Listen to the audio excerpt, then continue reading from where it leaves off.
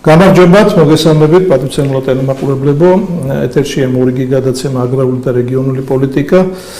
დღეს ჩვენი სტუმარია ფაზილ ალიევი, ისტორიკოსი, პოლიტიკოსი, ძალიან დიდი გამოცდილების ადამიანი, როგორც ადმინისტრაციულ, თქვათ, უწყებებში მუშაობის, კერძო სექტორში, არასამთავრობო სექტორში, მოკლედ აქვს ძალიან საინტერესო ხედვა.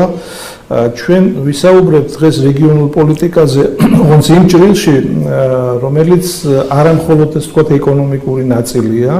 რეგიონულ პოლიტიკაში ხშირად ვსაუბრობ მე სხვადასხვა პროგრამებზე, სხვადასხვა თქვათ მართვის მექანიზმებზე. ამჯერად მოდით ვისაუბროთ ჩვენ ეროვნულ უმცირესობებზე, ვისაუბროთ რელიგიურ თემატიკაზე, ბატონ ფაზილს მევთხოვე, რომ დღევანდელი სიტუაციაც ეს ძალიან დაძაბული ფაქტიურად ომის პირას მისული კონფლიქტი, ამაზეც ვისაუბროთ. რატო? იმიტომ რომ ჩვენს რეგიონებში არ არის მხოლოდ სოციალური ან ეკონომიკური პრობლემები, არის სხვა სიღრმისეული თემები, სხვა ტიპის პრობლემები. ჩვენ უკვე რამოდენიმე თვეა შეუერთდით მე და რამოდენიმე ჩემი ცნობილი მეგობარი ფაზილის ინიციატივას, რომ მაქსიმალურად მოხდეს ახალგაზრდა აზერბაიჯანელების ინტეგრაცია ჩართვა პროცესში, ქართული ენის სწავლებასთან დაკავშირებით, გარკვეულ ასე ვთქვათ ინიციატივებთან დაკავშირებით, ქონდა რამოდენიმე საინტერესო შეხვედრა და ამ კუთხით, ასე ვთქვათ, მიდის ძალიან საინტერესო მუშაობა. მე მინდა ბატონობის გარეშე მიმართავთ, ჩვენ ერთმანეთს ვიცნობთ ძალიან დიდი ხანია, ასე ვთქვათ და რა მაინტერესებს აი ამ შემთხვევაში ფაზილ, მოდით ესე შევხედოთ პროცესს. ერთის მხრივ ეროვნული უმცირესობები წლების განმავლობაში მუდმივ რეჟიმში აწყდებიან იმ პრობლემას, რასაც ქვია ენობრივი ბარიერი.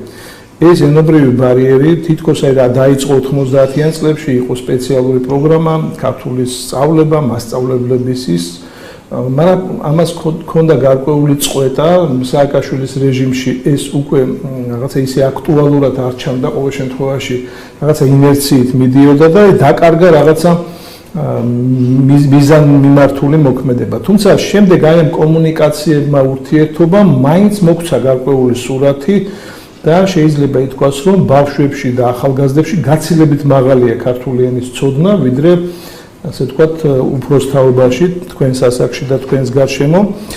აი რა უნდა გაკეთდეს დღეს იმისთვის, რომ ჩვენ პირველ რიგში ვსაუბროთ ენის მომენტებზე, ენის ბარიერზე, რომელიც პირველი ნაბიჯია ამ ინტეგრაციის ნაწილში.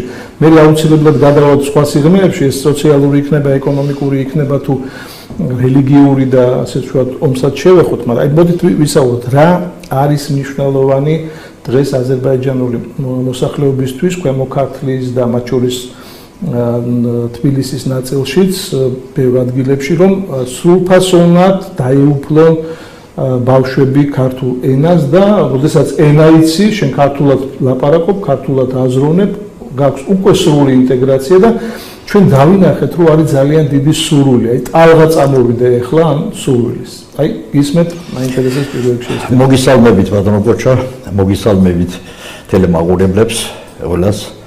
ჩვენ ვცხოვრობთ დემოკრატიული სახელმწიფოში და ყველაფერი უნდა დაარეგულიროს კონსტიტუცია.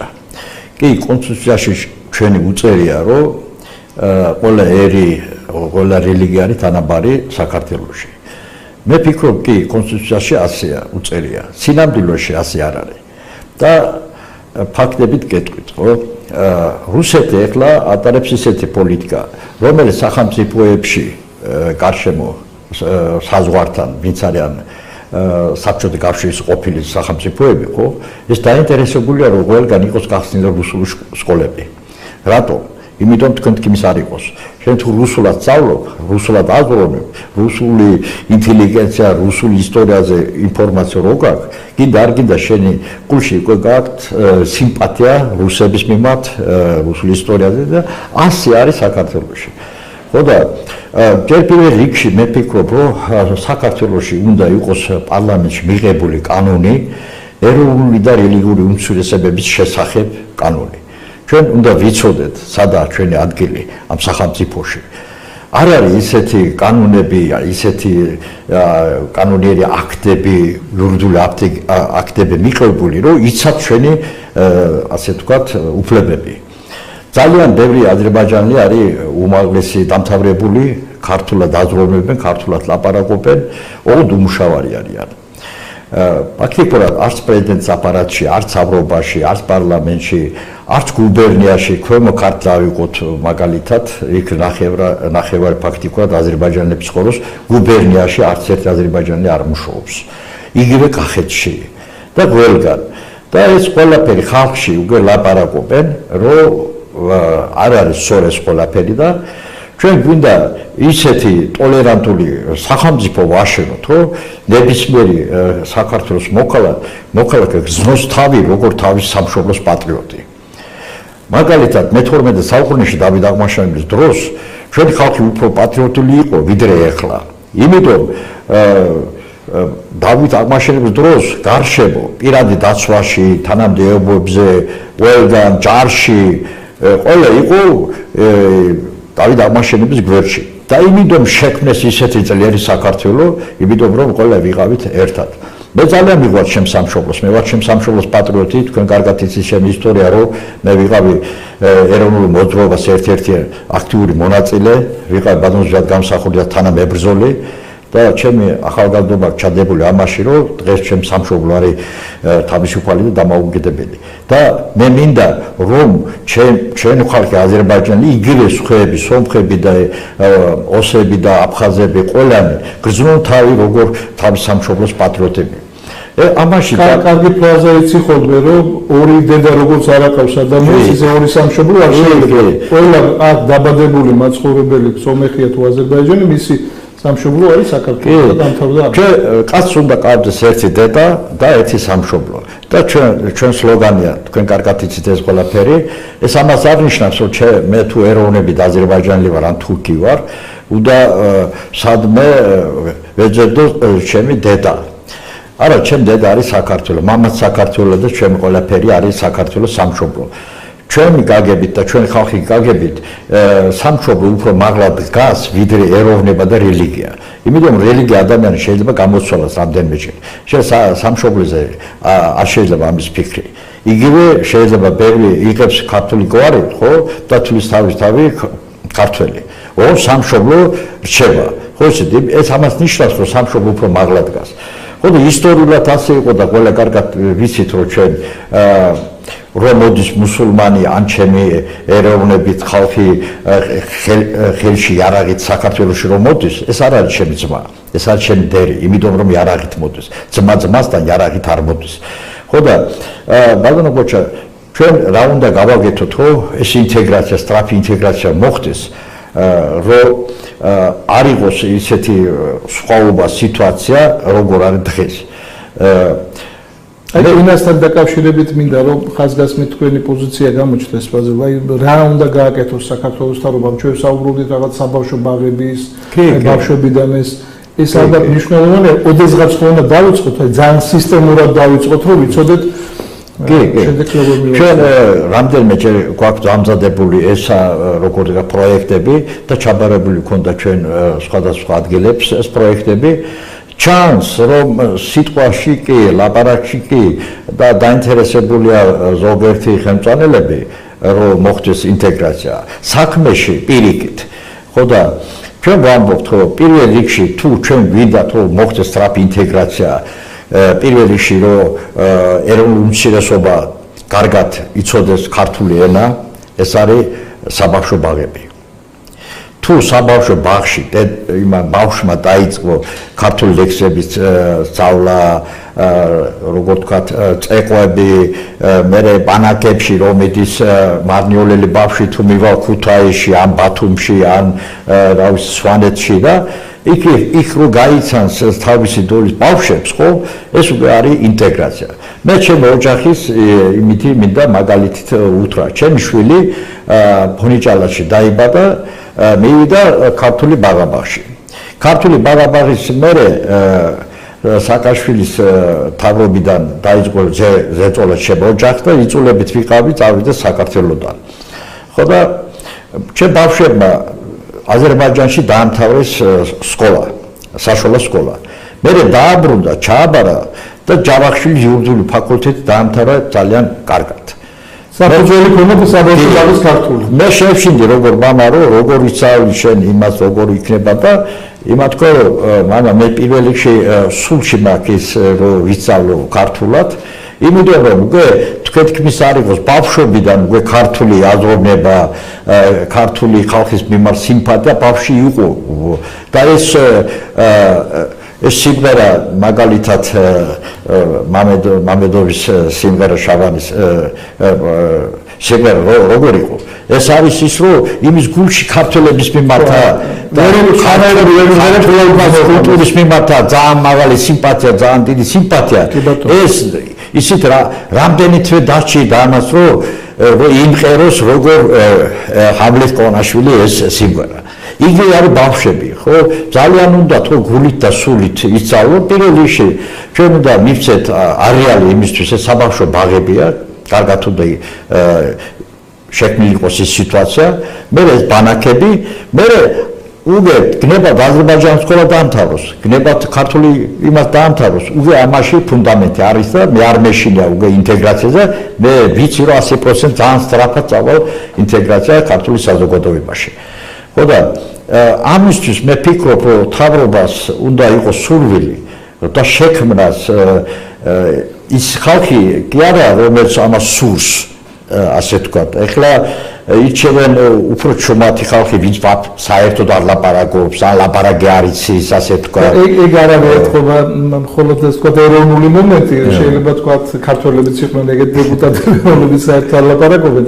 მე რა მინდა იცით, აი აუცილებლად უნდა გადავიდეთ რელიგიურ მომენტებზე, იმიტომ რომ ხშირად ჩვენ საუბარშიც გვითქვია რომ იმდენად დიდია ასე თქვათ ისტორიაც, გადაკვეთაც, დავით აღმაშენებლის პერიოდი გაიხსენეთ. ერთადერთი თქვათ რაც შეიძლება აი სხვადასხვა მხარეს გაგახედოს არის თქვათ რელიგიური მომენტები. თუმცა აქ თუ ჩვენ სწორედ ვიმუშავებთ და სწორი აქცენტებს დავსვავთ სწორ სტრატეგიული ესე ვთქვათ ხედვას ჩამოვაყალიბებთ. აი მაგალითად ჩვენი საერთო მეგობარი მამუკა არეშიძე ხშირად საუბრობს რომ ჩვენ უნდა ხელი შევუწყოთ ტრადიციულ ისლამს, ყველა დანარჩენი მიმართულება უნდა იყოს შეზღუდული, ჩვენ უნდა შევძლოთ და ჩვენ თვითონ შევქმნათ ეს სასულიერო სასწავლებლები, ჩვენ უნდა ეს ისლამი დავაფუძნოთ იმაზე რაც კავკასიაში დომინირებდა, ეს არის ადათის წესის ასე ვთქვათ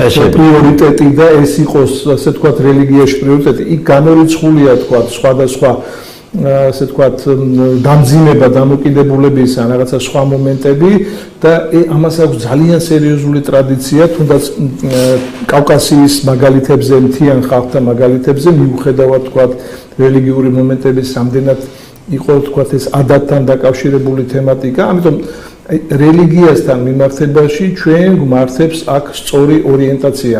რატომ? იმიტომ რომ თუნდაც დღევანდელ მოცემულობაში, ხო, როდესაც აი რაღაცა გამწვავდება, რაღაცა გაურკვევლობა იქნება, რაღაც მეზობელ ქვეყნებშია კონფლიქტი, ჩვენ ვგრძნობთ, რომ ადამიანები რაღაც კარგავენ, რაღაც სახელმწიფოებრივად აზროვნების მომენტებს და რაღაც ის გავლენის ქვეშ არიან. ეს გავლენა ქართული სახელმწიფოსთვის არ არის ნორმალური, არ არის ესე ვთქვათ მისაღები, ამიტომ მაგ ნაწილში ფიქრობ რომ ძალიან მნიშვნელოვანია გადაწყვეტილებები. მე ვიცი თქვენი დამოკიდებულებაც, აი ვისაუბროთ ამაზეც. კი. იცით როგორ არის ბანაკოჩა, მე მინდა მუსულმანებზე დავილაპარაკო. საქართველოში მცხოვრები აზერბაიჯანელები განაწილდებიან ორზე. ნაწილი არის შიიტები, ნაწილი არიან სუნიტები.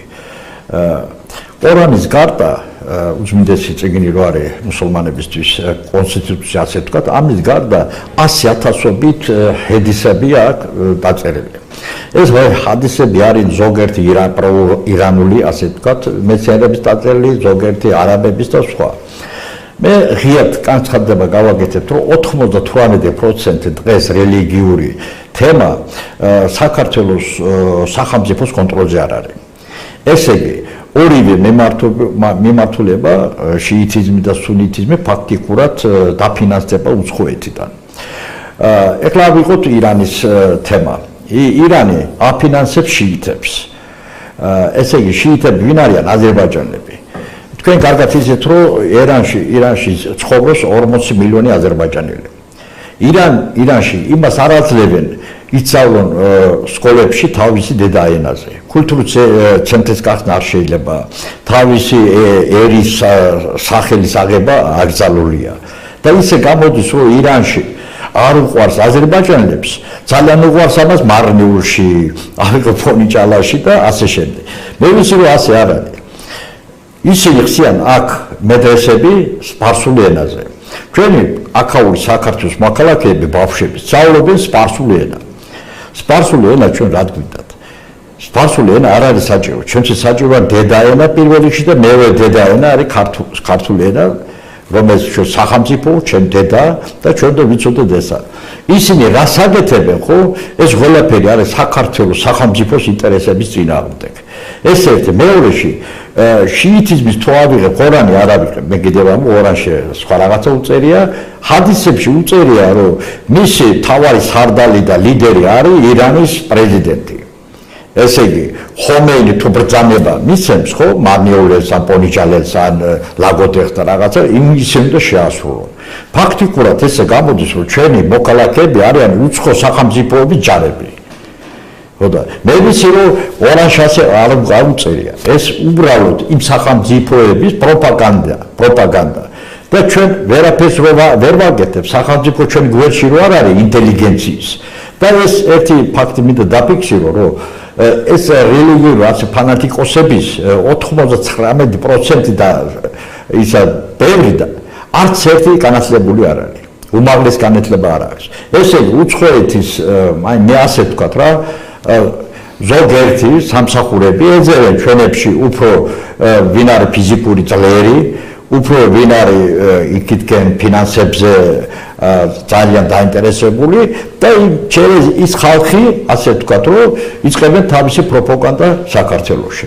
იგივე ხდება სუნიტებში და ჩვენთან არის ძალიან ბევრი, ასე ვთქვათ, პატრიოტი რელიგიის ადამიანები, სულიერი ხალხი არიან, ძალიან ბევრი.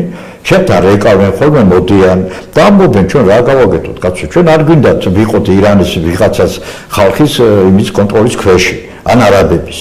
ჩვენ და ვიმსახურებთ ჩვენ სამშობლოს, ჩვენ საქართველოს. და როგორ გავაკეთოთ ამას, რომ ყველაფერს აძლევენ იმას საშუალება. მეჩეთების კონტროლი იმაშია, ყველაფერი კონტროლს იმაშია, ხე სახელმწიფო, ისე ვთქვათ, თანამდებობის პირები იმას ხდებიან. აქედან ფინანსიც სახელმწიფო ბიუჯეტიდან ფინანსი იქმნის, ირანიდან ფინანსი იქ მოდის. ხო და ვინ არის პატრიოტი სულიერი ხალხი და ისინი არიან ჰაერში დარჩენილი. ეს ძალიან ცუდია, მე გეთანხმებით თქვენ და ჩვენ სახელმწიფო უნდა სასწრაფოდ მიიღოს ისეთი კანონები, ხო, რომ აქაური სულიერი ხალხი იყოს როგორ დავით აღმაშენების დროს. ხო და არ უნდა დაელოდოს ბრძანება, ხომეინის ბრძანება, პირიქით უნდა დაელოდოს ჩვენი პრემიერ-მინისტრის ბრძანება, ან ჩვენი პრეზიდენტის ბრძანება. რაც შეეხება დღეს ირანის და ისრაელის შორს რომ მედის ომი ახლა, ხო? ეს არის ძალიან საშიში სიტუაცია. ჩვენ შორს არ არის ჩვენთან. დაახლოებით 300 კილომეტრია, 350 კილომეტრია ჩვენი საქართველოს საზღვარიდან ირანამდე. კი ბატონო. შორს არის თეირანი თბილისი. კი. რო ასე ავიღებ, თუ იქიდან შემოვალ, ახლა ძირითადად ისინი საიდან შეიძლება შემოვიდნენ? ისინი შეიძლება შემოვიდნენ თურქეთის გავლით და სასომხეთის გავლით, აზერბაიჯანის გავლით. საქართველოში შეიძლება ირანთან არ აქვს. არ აქვს შენ. ხო და ყველაზე კარგი იმისთვის არის, რომ სასომხეთიდან შემოვიდეს. ეს უფრო ახლო მანძილია, ხო და იქ ცხოვრობენ ძირითადად სასომხეთის საზღვარზე ცხოვრობენ აზერბაიჯანელები ეროვნებით და იქედან ცოტა ქურთები ცხოვრობენ. ეხლა ჩვენ ვიღებთ ინფორმაცია ყოველდღიურად, ყოველ საათში, რომ ძალიან ბევრი ხალხი უკვე გადავიდა თურქეთის იმას საზღვართან გადიან უკვე ძალიან ბევრი არის საზღვარზე აზერბაიჯანის და იმას ხო ჯერ ნაკადი იმდენი არ არის მილიონობით და რაღაცა ელოდებიან თუ ის დაბომბა იქნება ხშირი და საში უფრო მაშინ უკვე ძალიან დიდი ნაკადი მე მგონი ისეთი სურათი ჩანს რომ დიდი მოთამაშეების პოზიციები იკვეთება და მალე წავა მე მგონი დასრულებისკენ ეს ალბათ იმედი ვიქონიოთ ყოველ შემთხვევაში რომ ეს გართულება არ იქნება ამ შემთხვევაში მაგრამ მე გეთანხმებით აი ამ რელიგიურ მომენტში რომ ჩვენ დიდი ხანია ამაზე ვფიქრობთ, საუბრობთ, მე ალბათ ერთიანად აღებული ბორნისი მარნეული ქვემოქართლის ის 10-12 წელი მაინც გამომდის იქ სხვადასხვა ხელმძღვანელთა თანამდებობებზე მუშაობის და კარგად ვიცი ეს თემატიკაც, ალბათ მოვიდა დრო, რომ ჩვენ ამ რელიგიურ ნაწილში გქონდეს ძალიან ცივილური მიდგომა, სწორი კონცეფცია მისი განვითარების, რაც პირველ რიგში იქნება ამ ეროვნული უმცირესობის დაცულობაც და ამ დაცულობაში არის პირველ რიგში სახელმწიფოს მხრიდან ასე თქვა უზრუნველყოფილი დაცულობა და რაც თქვენ ხაზი გაუსვით და არა თქვა სხვა მეზობელი ქვეყნებისთან აი ესეთი სიღრმე ურთიერთობა რომელიც რეალურად აქ ჩვენ მოსახლეობას ჭირდება და აქ ქართული სახელმწიფოს ინტერესებში უნდა იყოს. ამიტომ ამის ცივილურად ასე ვთქვათ გადაწყობა თუ გადატვირთვა დროის მომენტია და მე ვფიქრობ აი ახლა როდესაც სოფლიო მართლა იცვლება და სახეზეა ხო ყველაფერი ის რისი შეცვლაც უნდა რა კონფიგურაციებიც უნდა დადგეს მომავალში ზოგი მოლაპარაკებით მიდის ზოგი რაღაცა ზეწოლით ზოგი ტარიფებს ხმარობს ზოგი უკვე იარაღს ხმარობს და ეს დიდი ჯანჯღარი მსოფლიოში დაწყებულია. ამიტომ ყველა ის ჯანსაღი პოზიცია, ყველა ის ჯანმრთელი პოზიცია, რაც ამ შემთხვევაში მნიშვნელოვანია, რომ გაჟღერდეს, დაფიქსირდეს, როგორც ეს თქვა, მომავალი განვითარების პლატფორმა, ამაზე უნდა იყოს აუცილებლად საუბარი. კიდევ ერთ ძალიან მტკივნეულ თემაზე მინდა ვისაუბროთ, რომელიც თქვენ ძალიან გაწუხებთ ზოგადად ქართულ საზოგადოებას, ქართულ სახელმწიფოს აწუხებს, ეს არის ნარკომანიის თემა და ეს არის ის თემა რომ აი სადაც თქვენ დაიბადეთ ცხოვრობთ ეს არის ფონიჭალა გახდა რაღაცნაირად აი ცენტრი ამ ყველაფრის რომელიც ასოცირდება ძალიან ცუდად რომ იქ ქართველი და არაქართველი ახალგაზრდები მიდიან იღებენ ამ საწამლავს და ზოგი იქვე იკეთებს და ძალიან ბევრია ფაქტი როდესაც იქვე არიან გარდაცვლები აი თითქოს არის ხოლმე სულ მუდმივად მცდელობა რომ რაღაცნაირად ეს თემა გაკონტროლდეს მაგრამ ისედაც ამ დანგრეულ დემოგრაფიაში ისედაც ამ საშინელ მდგომარეობაში ჩვენ კიდევ ესე მასიურად კარგავთ ახალგაზრდებს რომელიც ნარკოტიკზე დამოკიდებულები არიან აი როგორ ფიქრობთ თქვენ ხშირად ამბობთ ხოლმე რომ აი ნუ აი ყველანაირად ესე ვთქვათ შეურაცხყოფელი მომენტია რომ ესე იგი ფონიჭალა რომელშიც ბევრი აკადემიკოსის დაბადებულა გამოჩენილი სპორტსმენების დამოსტინა ჩვენ საინტერესო შეხვედრა ქონდა ძალიან საინტერესო ხალხთან ახალგაზრდებთან ასოცირდება დღეს სწავლის აღებასთან აი რა უნდა უშუალოდ ამ სიტყვას მაგრამ შეიძლება სიტყვით კეთრი გეოპოლიტიკაზე ხო მე როგორ ახლა პოლიტიკოსი ასე ვთქვათ ისტორიკოსი მინდა ვთქვათ რომ ჩანს ღია რომ დიდი მოთამაშეები სუპერ სახელმწიფოები ფაქტიკურად შეთანხმებულია რაც ხდება დღეს ღიად ჩანს რომ აქ თურქეთი, რუსეთი, ამერიკა შეთანხმებულია სიტუაციაზე და ფაქტიკურად იმაზე მიდის, იმ გზით მიდის. უბრალოდ კიდევ ამბობ, ჩვენ სახელმწიფო როგორც საქართველო, ჩვენ ვიყოთ მზად ყველაფერზე. კიდევ ამბობ, ვიტევნილების მასიური ჩამოსვლაზე ან შეიძლება ხვალდაზე რაღაცა მოხდეს ზოგიერთი სახელმწიფოების ინტერესებზე იყოს ის ხალხის შემოსვლა საქართველოში და სიტუაციის არევა თქვენ შემზე კარგად იცით რომ ეს 1979 წელს რაც მოხდა ირანში ეს მოხდა საფრანგეთის დახმარებით და მასონების და ვატიკანის ხელით მოიყვანეს პირველი სულიერი ლიდერი თავისი თვითმფრინავით საფრანგეთიდან და დაინიშნეს აქეთ ირანის ხელმძღვანელად და დღევანდე ასე იყო. ხო და რაც კიდე იყოს ჩვენ როგორ ბადრას სახელმწიფო ჩვენთვის საჭირო პირველ რიგში ერთობა. ეს და ეს როგორ თქვათ რელიგიური და ეროვნული ეს უნდა მზად იყოს ყველაფერზე. მე ვფიქრობ რომ სახელმწიფო უფრო აქტიური უნდა დაიწყოს მუშაობა. რაც შეეხება ნარკომანიას ხო კიდევ კი ფონიჭალაში ძალიან ბევრი ჩვენ აკადემიკოსები პროფესორები იყვნენ და დღესაც არიან ძალიან ბევრი მეცნიერები, განათლებული ხალხი. პატარა ფონიჭალაში იმდენი სპორტსმენია და ჩემპიონია, საქართველოს ჩემპიონები, ევროპის ჩემპიონები, საერთაშორისო ისე თქვა მსოფლიო პრიზორები, იმდენად აღებული მთელი საქართველოში საცხოვრებენ აზერბაიჯანელები იმდენი არ არის. თქვენ რა ფიქრობთ, რომ ჩვენ ძალებით ვერ გავაჩერებთ ეს ყველაფერი? გავაჩერებთ. მე სიტყვა გაძლევ, რომ ერთი თვეში ჩვენ შეიძლება ამას დავხუროთ ეს ბაზარი, ბოდიში გიხდით, რაც ხდება ფონიჭალაში. უბრალოდ ჩვენთან განონები როგორ მუშაობს? პოლიცია მუშაობს ნარკომანის წინააღმდეგ. ჩვენთან ფონიჭალაში არასოდეს ერთი თათბირი არ იყო ჩატარებული, სად მოვიდა ჩვენი დეპუტატები, პარლამენტარები, სად მაგალითად ქცანისის დეპუტატები, თქვენ არის ელიტას, ქართული სპორტსმენები და ერთად რო შეგრიბეთ და ხალხ დავილაპარაკოთ რა ხდება. არ აძლევენ ამის საშუალება. მე ვიცი რომ საბჭოთა კავშირის დროს ჩვენ ვმუშაობდით როგორ არის ხალხთან ურთიერთობა. ხალხთან ურთიერთობა შეჭყვეტილია, საერთოდ არ არის. და პირიქით ვინ ბევრი ლაპარაკობს, ხო? ამას უკვე პრეტენზიები აქვს რომ რატო ბევრი ლაპარაკობო შენ.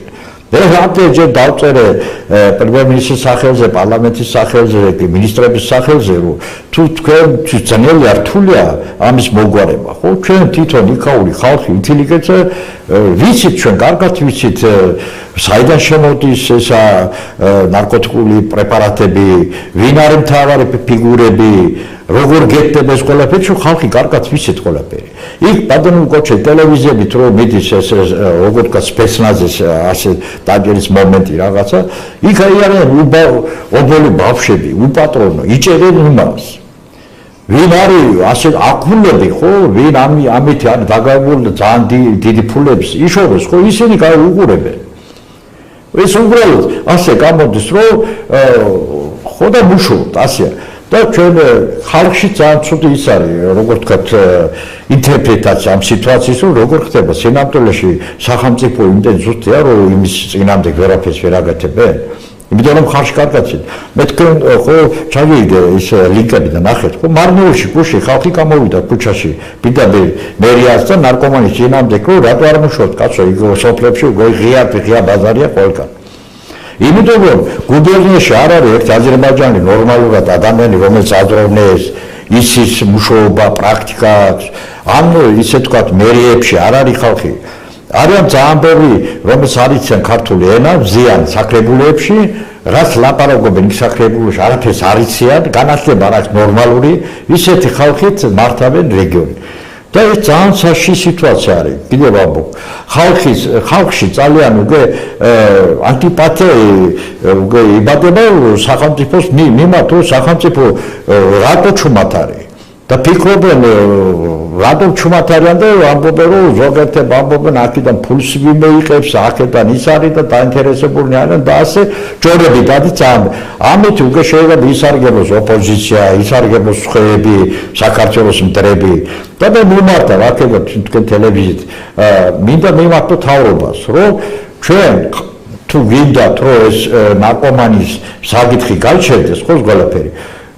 საჭირო არის შეხვედრა პროექტების ამუშავება ნორმალურად და დაიწყოთ ხალხთან ერთად ამის წინააღმდეგ. კიდევ ვამბობ, ეს ძალიან უშლის ხელს ქართული აზერბაიჯანული მეგობრობას, ინტეგრაციას, იმიტომ რომ თუ ქართველმა ახალგაზრდა მოვიდა ფონიჭალას შეიწინა ნარკოტიკი და ხვალ რაღაცა მოხდა, ამ მოვდა, ეს ოჯახი, ეს გვარი, ეს ყველას აქვს აზერბაიჯანელების მიმართ ანტიპათია, რომ ფონიჭალაში მოხდა. ელე მე რა შუაში ვარ, სხვა ხო? ამიტომ კიდევ მაგ თხოვნა სახელმწიფოს მიმართო, სახელმწიფო მაშინ ძლიერია და მაშინ არის ისა მაგრად, ხო? იმ შემთხვევაში თუ ისმენს ხალხის აზრი, იმიტომ კონსტიტუცია რაც წეს, კონსტიტუცია წეს, რომ კონსტიტუციას სახელმწიფო წყარო არის ხალხი. მოდით ხალხთან დავილაპარაკეთ, აბა წყარო ჩვენ ვართ. თან ეს არის აშკარად დამანგრეველი თემა დემოგრაფიულად. ჩვენ ახლა ის თაობა, რომელიც უნდა ამრავლებდეს ქვეყანას და ასე ვთქვათ, რეპროდუქტიული ნაწილი ნარკომანიაზეა და ნარკოტიკზეა დამოკიდებული და არც გამრავლებაზე ფიქრობს და არც ოჯახის შექმნაზე, ეს არის საშინელება. ჩვენ უნდა ვაღიაროთ, რომ ვართ ერთ-ერთი იმ 15 რესპუბლიკიდან, ალბათ ერთ-ერთი გამორჩეული, რომელსაც საშინელი დემოგრაფიული რა ხუთმეტი ბაგაჩა კიდე გეუბნები ფონიჭალა არის რეკორდსმენი მთელი სოფლიოში ჩვენ პირველ ადგილზე ვართ კოლუმბიაზე წლერი ვართ ჩვენ გეუბნებით ფაქტებია ერთ სოფელში დაკავებული სოფლიდან 1200 პადიმარია სადაა ეს უფრო მეტია ვიდრე ქალაქ ქუთაისის პადიმრები ან ავიღოთ რუსთავი სად ნახეთ რომ ერთი სოფლიდან იმდენი პადიმარი რო იყოს ეს ჯერ ერთი იმიჯზე მოქმედებს სოფლისაც და ჩვენ ხაზი გავუსვით ეხლა რომ აი ქართულ-აზერბაიჯანულ ურთიერთობაში ეს არის ერთ-ერთი ესე თქვა ძალიან ასე თქვა მახინჯი ხაზი დემოგრაფიას რამდენ ფუძება ქართული ახალგაზრდა თბილისში მაგალითად თუ კი ვინმე თქვა დაინტერესებული იყო ნარკოტიკით ჩემს ასე თქვა აი ეზოში სამეგობრო თუ რაღაცა წრე რომლებიც გაფუჭებული იყვნენ ამ ნარკომანიის ხაზით ჩემზე არანაკლებ კარგად იცოდნენ მარნეულის გარდაბნის და ბოლნისის აზერბაიჯანული სოფლები და ის მისამართები სადაც ეს შხანი იყიდება ამიტომ თან ეს კანონები რო არის პარლამენტის მიერ მიღებული ხო ბატონო გოჩა რა ფაქტიურად ცოტა სასაცილოა ისეთ კანონებია მიღებული რომ ისინი ძალიან კარგად მუშაობენ და კარგად იციან ეს კანონები რა ეს ნარკორეალიზატორები რო არიან ხო ჩვენი კანონები ისე კარგად ლაპარაკო იციან რომ ისე მოქმედება რომ შენ ფაქტი არ აქვს რა ამაზე ახლა იმიტომ ვამახვილებთ ყურადღებას რომ ჯერ ერთი ეს პრობლემაა განსაკუთრებით ქვემო ქართლის რეგიონში და უკვე აზერბაიჯანელებს უკავშირდება მეორე ჩვენ უფლება არ აქვს რომ ამაზე გავჩუმდეთ იმიტომ რომ ეს დემოგრაფიულად გვანადგურებს და სახელმწიფოს ასე თქვა პრესტიჟის და თავმოყარეობის თემაა რომ ერთხელ და სამუდამოდ ეს პროცესი დაიხუროს და ბატონი ფაზილი ახლა თავაზობს პირდაპირ რომ იქ სადაც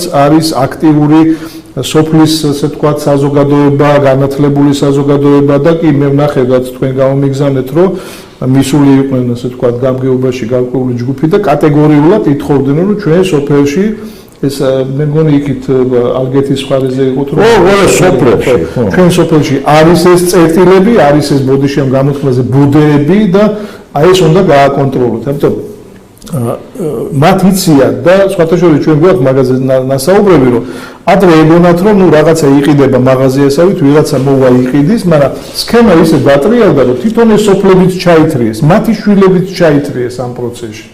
ეს უკვე რაღაც ესეთი მასიური გახდა და რა თქმა უნდა ამას არავინ არ დაუშვებს და ისედაც იმდენად მასიური გახდა რომ თუ ეს არ გაჩერდა ჩვენ დემოგრაფიულად ვიქნებით აბსოლუტურად განადგურებული და ის რომ თქვა რაღაცა ვიღაცა გადის მიგრაცია სოფლები იცლება თუ კიდევ ეს დაემატა რა ეს რეპროდუქციის მომენტი არ არის ხო და მაღალი სიკვდილიანობაც თვითონ ამ დემოგრაფიული უსაფრთხოების სტრატეგიას აქვს 4 ძირითადი თავი.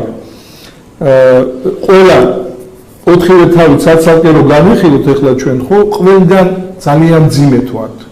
ძიმეთ ვართ აი ამ რეპროდუქციულ ნაწილში, რომელიც უკავშირდება ნარკომანიას და რაღაც პროპაგანდას, რომ ჯერ არაფერი არ არის აუცილებელი რომ გათხოვდეს გოგო და რაღაცა შვილები გააჩინოს და რაღაც ეს მასიურად თავს დაგვეტეხეს ეს სხვა ჩვენს აზერბაიჯანელებშიც გავცელდა ეს სპეციალური პროგრამები იყო მე მახსოვს როდესაც მანულში მუშაობდი სპეციალური არასამთავრობო პროგრამები იყო რომელიც უგრძალებდა ხო არც ის არის მისაღები რომ 13-14 წლის ბავშვი გაათხოვო მაგრამ არც ის არის მისაღები რომ შენ ეძახო სანამ შენ არ შედგები როგორც ხალი შენ ჯერ ოჯახზე არც უნდა იფიქრო ხო ეს კავკასიაში ზოგადად ამ ჩვენ მოცემულობაში მიუღებელია ხო მეორე მომენტი სიკვდილიანობის ავადობის მომენტი აქაც ძალიან ძიმეთ ვარ ჩვენ ხშირად ვსაუბრობთ აქ სოფლმეურნეობის თემატიკაზე იმ თემატიკაზე რასაც ქვია თქვა უსაფრთხოება სასურსათო პროდუქტების ასე თქვა დაბალი ხარისხი ამ ნაწილშიც ბევრი დაავადება მაღალია სიკვდილიანობის ნაწილი მიგრაციული მომენტები ხო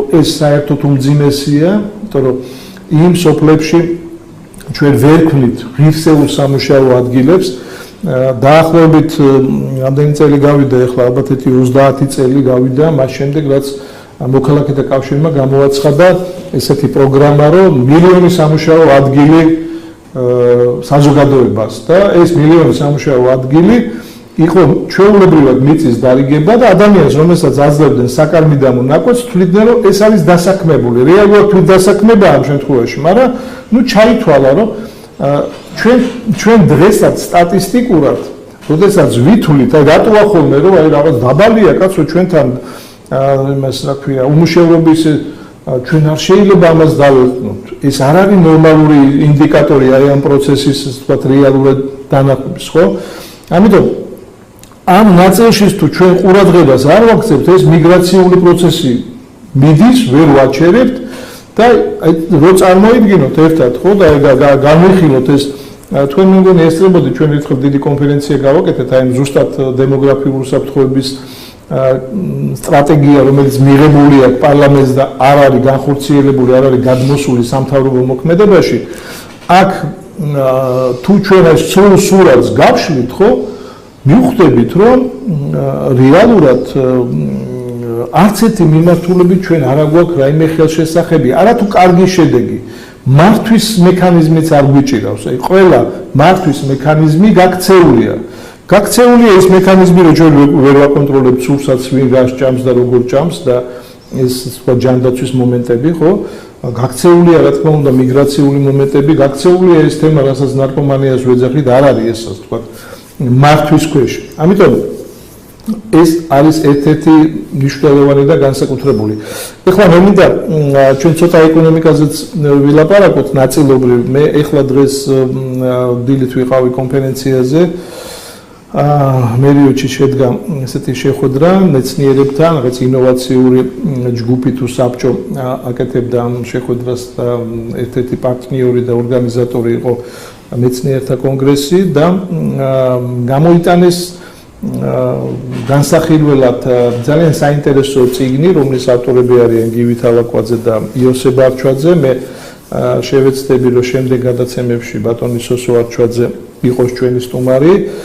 ეს არის, ასე ვთქვათ, საქართველოს ინტეგრირებული რესურსები. ეს ძალიან დიდი თემაა, თუმცა არის უბრალოდ სტატისტიკური აღრიცხვა, მოცემულობა და მათი პერსპექტიულობის, ესე ვთქვათ, მინიშნება. თუმცა ამ პერსპექტიულობას და ამ შესაძლებლობას მე იქ ჩემ სიტყვაში აღვნიშნე, რომ ჩვენ გვჭირდება აუცილებლად ჯერ იურიდიულ სამართლებრივი შეფასება თვითონ ამ პროცესის, რომ სად ვართ ახლა, სად არის ეს ქონება, ვისია, ვის საკუთრებაშია. ჩვენს ვალდებულებებს საერთაშორისო სტანდარტებით ჩვენ რა ვალდებულებები გვაქვს და როგორ აგვაქვს აღებული და შემდგომ მექანიზმები როგორ უნდა იყოს ეს გამოყენებული. გაქვს, მაგრამ კაი აღიცხე რომ აქვს, მაგრამ რა მექანიზმებით ვიყენებთ, ეს არ ჩანს, ხო? ახლა შუა კორიდორის თემაზე, როდესაც რაღაც ნიუანსებს ვაზუსტებ მე, ხო? აღმოჩნდა ესეთი რაღაც, რომ ძალიან მნიშვნელოვანია, რომ შუა კორიდორი, როგორც სამხრეთ კორიდორთან და ჩრდილოეთ კორიდორთან შედარებით, ეხლა აქტუალური კი არის, მაგრამ ესე ვთქვათ, უკვე მშვიდობიან რეჟიმში მას უნდა კონდეს კონკურენტული შესაძლებლობები, კონკურენტული უპირატესობა და რეალურად აღმოაჩინეთ, რომ ჩვენთან ფოთის სპორტის მომსახურება დაახლოებით ორჯერ ძვირია, 100% ძვირია, ვიდრე დანარჩენი პორტების და როდესაც ჩავედი სიღრმეში, რა თქმა უნდა ინფორმაციას ვიცოდი და მახსოვდა, მაგრამ ნუ ესე ვთქვათ, ესეთი ფოკუსირება არ გამიკეთებია ამ თემაზე. აღმოჩნდა 2008 წელს აი რაკიას რო ყველაფერი მიყიდეს, მიწები, რაღაცა ისინი ფული გაეკეთებინათ. რაკია მიყიდა, მე შემდეგ გადაყიდა ამ რაკიამ, დანიური მეპატრონია, ვისთან არის ეს დანიური მეპატრონე, ყოველგვარი ვალდებულებების გარეშე ეს არის სტრატეგიული ობიექტი. ამაზე სტრატეგიული ობიექტი შავი ზღვა და მასზე ესე ვთქვათ ღმაწვოვანი ფოთის სპორტი, ხო?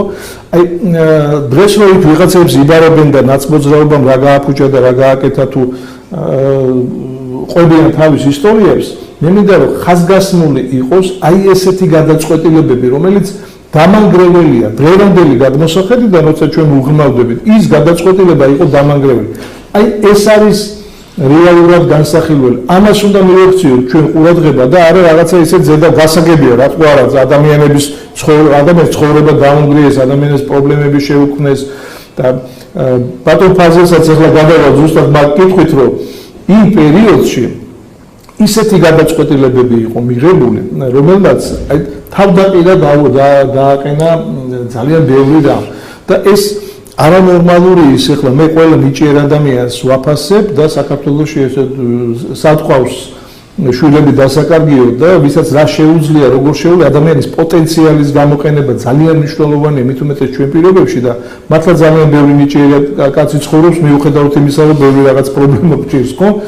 მაგრამ ის რომ თქვა დღეს კიდევ ვიღაცა აფეტიშებდეს იმ მდგომარეობას, იმ ლიბერალურ პარადიგმას, იმ ასე ვთქვათ სამოძრაო სცენარებს, რასაც ბენდუკიძე აქ აკეთებდა, იყიდება ყველაფერი იყიდება, ისიც გაიგება, ამ ბედს გადამიხდიან, გაიყიდება, ხალხო ჩაუღრმავდეთ უნდა და ის მისი მიმდევრები დღესაც აგრძელებენ ამ პროცესს. და მე დავპირდი ყველა გადაცემას, რომ აუცილებლად 1-2 წუთი მაინც ამ ეკონომიკურ, ლიბერალურ, ასე ვთქვათ, ნახინჯ პარადიგმაზე, რომელზეც დღეს ჩვენ კიდე ინერციით ვზივართ, ამის შეცვლაა საჭირო. აუცილებლად შეცვლაა საჭირო. მოდი ახლა აი იმ თემაზე ბატონ ფაზილის ისტორიაში იყო ესეთი მომენტი, როდესაც მას ჰქონდა საინტერესო შესაძლებლობები ბიზნესის განვითარების და მუშაობდა, ხო? და რეალურად დიფერენცირებული უნდა ყოფილიყო ისეთი ტიპის ბიზნესი, თუნდაც გაზმომარაგება დავარქვა, თუნდაც რაღაცა სხვა მიმართულებით, იმიტომ რომ ჩვენთვის რა არის მნიშვნელოვანი? ჩვენთვის მნიშვნელოვანია, რომ ინკლუზიური იყოს, თქვათ, ეკონომიკა. ფაზილსაც მეორეს, მესამეს, მეხუთეს ყველას ჰქონდეს შესაძლებლობა იმუშაოს და სწორედ მართოს ეს, მაგრამ არა ვიღაცებს დაჭირდათ ამის შეკვრა, შეფუთვა, გაყიდვა, ამ გაყიდვაში თავის ინტერესების გატარება და ეს სტრატეგიული ხაზები ჩაბარდა დიდ კორპორაციებს, რომლებიც ჭკვაზეც იმართება ეს ყველაფერი და რომლებსაც უკვე ამ პროცესში უკავიათ გაკვეული, ასე ვთქვათ, აი მთავარი მამოძრავებელი როლი, შენ მასზე ხარ დამოკიდებული, ჩვენ ახლა რეალურად ფოთის სპორტში ვართ დამოკიდებული იმ კომპანიის ნება-სურვილზე, ჩვენ რაღაცები დაუყენოთ, თავის დროზე არ დადგა ეს საკითხები და დღეს შეიძლება მათ თქვან, ვარო ჩვენს ინტერესებში არ შედის, არ არის გამორიცხული, რომ თქვათ ეს ისეთ ქვეყნებთან და ისეთ სიტუაციებთან არის დაკავშირებული, რომ შეგნებულადაც არ მოხდეს თქვათ ამაზე სწორი მუშაობა და გეუბნებიან არ მოგწონს, აგერ ააშენე ანაკლია. ის იქ კიდე სხვა სიღრმეებია, იქ კიდე სხვა პრობლემებია და სხვა მომენტებია. მოკლედ მე იმის თქმა მინდა, რომ აი სახელმწიფოებრივი ფიქრი, რომლითაც ჩვენ გადაცემა დავიწყეთ და გავშალეთ ახლა ამ ეროვნულ უმცირესობებთან, ძალიან ბევრი მნიშვნელოვანი მომენტია, მათ შორის ენობრივიც, რელიგიურიც და ასე შემდეგ, ხო? აი ძალიან ბევრი იყო ისეთი, რომელიც ეხებოდა წინა ხელისუფლების დროს აი ამ ქონებრივ წართმევებს და ადამიანებისთვის აი სიტუაციების და ტვინის არევებს. თქვენ შეგნებულად არ მიმართეთ იმ კომისიას და იქ არ გითქვათ არაფერი და მე გაძლევთ რამოდენიმე წუთს, რომ შეგიძლიათ ამ ფორმატით ვახსენოთ, რომ ის და რატო აკეთებთ ახლა ამას ჩვენ, რომ ყველა ხოლმე იმ კომისიას ის იმან შეიძლება თველებით იგუშაოს, იმდენი ხალხია. თქვენ ძალიან მოკლედ თქვენი ისტორიაც რომ გაიხსენოთ. მე როგორ ისტორიკოსი ვეტყვი, ისეთი რა საქართველოში ცხოვრი აზერბაიჯანელებს სურს ახლა გვაქვს სურვილი, რომ ან ვიცხოვროთ დავით აღმაშენებლის დროს სიტუაციაზე, ან ვიცხოვროთ როგორ ქართველები ცხოვრობენ თურქეთში. და ხო იცით, ერდოგანი თვითონ არის ქართველი, ხო და იქ 20-ზე მეტი ქართული ტელევიზიები, მილიარდერები და კარგად ცხოვრობენ როგორ ძმები. ხო და 1000 წელია არცერ არ იყო იქ თურქეთში ქართული, თურქული დაპირისპირება ან რაღაცა და მე ხშირად დავდივარ მეგობრებთან, ლაზებთან, ქართველებთან, აქაური ვინც არის წარმოშობით და ძალიან კარგად ცხოვრობენ, ტოლერანტული. ხო და ასე გვიდა ჩვენ. თქვენ კარგად იცით, რამდენიმე ჯერ მიგმართეთ ჩვენ აშალოვის, ნუგზარ აშალოვის ოჯახის ფაქტიკურად ქვემო კაცი პროკურატურა შექმნა იმას გენოციდი იმ ოჯახს რა. 1000-ობით ისეთი განცხადებებია, ბატონო გოჩა, ძალიან ბევრი უხეშად ის არის რა, ირკვევა უფლებები აზერბაიჯანელების, ასე ვთქვათ, და ისინი არ იციან ვის მიმართონ. ადრე ხო იყო ის ბატონოსაც გამსახურდა დროს იყო, შევარნაძეს დროს იყო ისეთ შექმნილი სიტუაცია, ხალხმა იცოდა ვისთან უნდა მივიდეს, ვის უნდა მიმართოს და დაიხმაროს. დღეს ჩვენ არ აგვაქვს ასეთი. მე ფიქრობ, რომ დღეს ძალიან კარგი ახალგაზრდა ნიჭიერი ისა პრემიერ-მინისტრია ჩვენი. მე ფიქრობ, რომ ბატონ პრემიერ-მინისტრის გვერდში ვინმე უნდა იყოს მაგალითად აზერბაიჯანელი, რომელიც იცის კარგად საქართველოს რელიგიის საკითხები, თემები, რო წინადადების სახით პროექტები ამზადოს მიაწოდოს, როგორ უნდა განვითარდეს ეს ყველაფერი ინტეგრაციის საკითხები და სხვები. მე ფიქრობ, რომ პრეზიდენტის აპარატშიც უნდა იყოს აზერბაიჯანელი ვინმე ახალგაზრდები. მე ფიქრობ, რომ ქვემო ქართლის გუბერნატორის მოადგილე მინიმუმ უნდა იყოს აზერბაიჯანელი, იგივე კახეთში. იმ შემთხვევაში თუ იქნება რამდენიმე ხალხი ის წარმოადგენლები თავრობის, ხო? მაშინ ოღონდ პროფესიონალიზმი დღევანდელი, ეხლა არ მინდა თქვა და დღევანდელი წარმომადგენლები, ხო, გნებად დეპუტატები ეშინიან ხალხთან მისვლა სოფლებში, ეშინიან მისვლა. ეს ერთი, მეორე მისი ინტელექტის დონე, მისი ხალხის ცოდნა, ასე ურთიერთობა, რა ბევრი რამე უშლის. და ჩვენ გვინდა ისეთი ხალხი იყოს, რომ უყვარდეს თავის სამშობლოს საქართველოს, უყვარდეს თავისი ხალხი, ხო? და კონდეს სურვილი ინტეგრაციის და ყველაფრის და იქნოს აქტიური. თორემ არჩეული ისეთ ხალხი, ვინ ჩუმათარი და ვინ უბრალოდ ქართული სკოლა დამთავრებული და ამითი აერჩიონ, არა, ეს არ არის საგმარისი, რომ კაცი იცის ქართული ენა, ეს არ არის საგმარისი. ქართული ენის ცოდნის კარდა იმან ის უნდა იყოს პატრიოტი თავის სამშობლოს. ეს უნდა იყოს თავის ხალხის პატრიოტი, ასე ვთქვათ და ხო იცით, მანიში იყო 2 წლის წინ დაპირისპირების პატარა ხო და ერთად რომ მივედით მე და თქვენ ბოლნისში რა ის უბედური შემთხვევა რომ მოხდა. არავინ არ მოვიდა, ხო ნახეთ, არც გუბერნიიდან, არც დეპუტატები შეეშინდნენ ხალხთან, ვერ მოვიდნენ, მე და თქვენ მივედით. იქ გავაჩერეთ ხალხი ყველაფერი, რომ არ მოხდეს ზედმეტი რაღაცები ქცევები, ხო? მე მithქმა მინდა, რომ კიდე ვამბობ თავრობას, რომ აიღეთ სამსახურში, აი ახალგაზრდები აიღეთ. ძალიან საზღვარგარეთ ცხოვრობენ აქაურები, წარმაშობით მილიარდერები, მილიონერები, ფაბრიკის, ქარხნების პატრონები, ხო?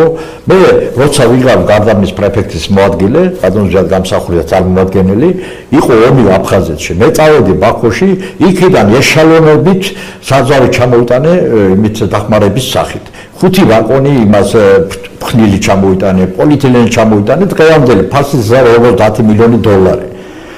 ხო და ჩვენ უნდა მივიდეთ თურქეთში, აზერბაიჯანში, თურქეთში ძალიან ბევრი ლაზებია, ქართველებია, იმათთან მეგობრობთ ჩვენ, ბაქოშიც არიან, უკრაინაშიც არიან, რუსეთში, ყველგან უნდა მივიდეთ, დავილაპაროთ, მოიყვანოთ, ფილიალები გახსნათ, მისი ფაბრიკების, ის შექმნათ ახალი სამუშაო ადგილები.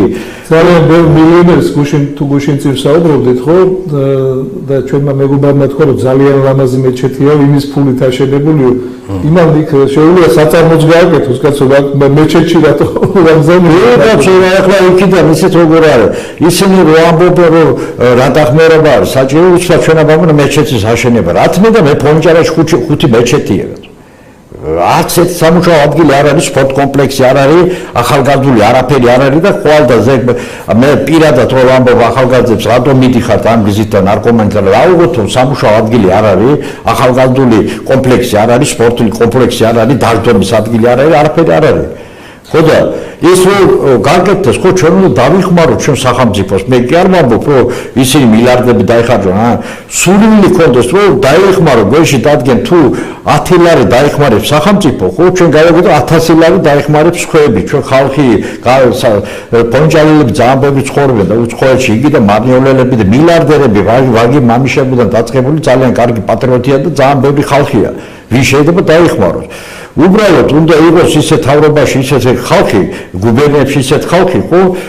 უთხრას მოვიდეთ პრემიერ-მინისტრთან, რომ ჩვენ შეიძლება 10 მილიონი, 20 მილიონის ინვესტიცია ჩამოტანა საქართველოში. ხო, სწორი კონტაქტებია საჭირო, სწორი ორიენტაცია ამ პროცესში. აქედან ჩვენ ხშირად საუბრობთ ხოლმე, რომ რეგიონებში უნდა იყოს ისეთი ტიპის პროგრამები გაკეთებული აი ჭკვიან სპეციალიზაციაზე ვლაპარაკობ აი ამ პრინციპზე ქვემოდან ზემოთ რომ მომზადდეს ამ სოფელს აქვს პერსპექტივა თქვათ აწარმოოს ეს კულტურა და ამას ჭირდება ძალიან ასე ვთქვათ რამოდენიმე საფეხურიანი ის პირველადი წარმოება შენახვა გადამუშავება ასე შემდეგ და ამ სიტუაციაში როცა შენ გაქვს შესაძლებლობა რომ სწორი ეკონომიკური გათვლებით მოამზადო ეს ბიზნეს პროექტი ხო შეიძლება რასაც ახლა თქვენ ამბობთ გამოჩნდნენ ადამიანები რომლებიც ამაში ფულს ჩადებენ და გაითვალისწინებენ იქ ცხოვრები ადამიანების ინტერესსაც და გაითვალისწინებენ, ასე ვთქვათ, იმ პროდუქტის წარმოების მომავალ პერსპექტივას და შესაძლებლობას. მოკლედ, სამუშაო ძალიან ბევრია. ძალიან დიდი შესაძლებლობა დღეს ხო გეუბნებით აი იმ ფორუმზე ახლა რეალურად გამოჩნდა კიდევ ერთხელ რამდენად დიდია ასე ვთქვათ საქართველოში რესურსული შესაძლებლობები, ადამიანური შესაძლებლობები, ჩვენი გეოგრაფიული შესაძლებლობები და ჩვენ ამას სათანადოდ ვერ ვიყენებთ. კარგია რომ თქვენ მიმართეთ ამ ნაწილში პრემიერ-მინისტრს და მნიშვნელოვანია რომ თქვათ აი ყველა ჩაერთოს ამ პროცესში. მნიშვნელოვანია რომ გავარკვიოთ ერთხელ და სამუდამოდ რომ ის ეკონომიკური ლიბერალური პარადიგმა, რომელსაც ჩვენ მივყვებით კვლავ ინერციით ნელ-ნელა საჭიროებს თქვათ ალტერნატიული განვითარების სცენარების შემოტანას ამ პროცესში. მე არ ვიძახი რომ მთლიანად ჩვენ გავიღვიძებთ და თავდაყირა დავატრიალებთ ამ სულ ყველაფერს, მაგრამ ის შესაძლებლობები, ის სიღრმეები, ის ანგარიში, ანალიზი, სწორი ესე თქვათ ხედვების ჩამოყალიბება, მოძებნა იმ პროდუქტების, რომელსაც შეიძლება მომავალში თქვათ კონდეს კონკურენტული შესაძლებლობა, სადღაც შეიძლება იყოს სოციალური პროექტები, სადღაც აუცილებლად უნდა გამოჩნდეს კომერციული მომენტები. აი ეს ყველაფერი რეგიონებში სამუშაოა. ბატონ ფაზილს დიდი მადლობა მინდა გადაუხადოს ბოლოს მინდა მიგმართო თქვენი კიდე საშუალებით მე მინდა მიგმართო პრემიერ-მინისტრ კიდე თავრობას აგე ფონიჭალა ერთი სოფელში ევროპის ჩემპიონებია ბოქსში იგივე სოფლიო პრიზორები არიან რომელიც მეორე მესამე ადგილი მიიღეს რამდენიმე 5-მდე ან 7-მდე ჩვენ საქართველოს ჩემპიონებია ჩვენთან არც ერთი სოფელში ისეთი სპორტსმენები არ არიან იმის მაგალითად მინდა თქვა თუ გახსოვთ ბერნეთში რო იყო მსოფლიო ჩემპიონატი ოლიმპიადა ხო იქ საქართველოს მიიღო ერთი медаლი ზიადაური მისი ბიძაშვილი ჭარჯი ზიადაური ბერნეთის სახელით მიიღო ოქრო медаლი და ბაქოში დმანისელი მიიღო ერთი ოქრო медаლი ფარიდ მანსუროვი დმანისში დაბადებული ხო კი აქაური წარმოშობით ხო და ისი თქმა მინდა დღეს ჩვენი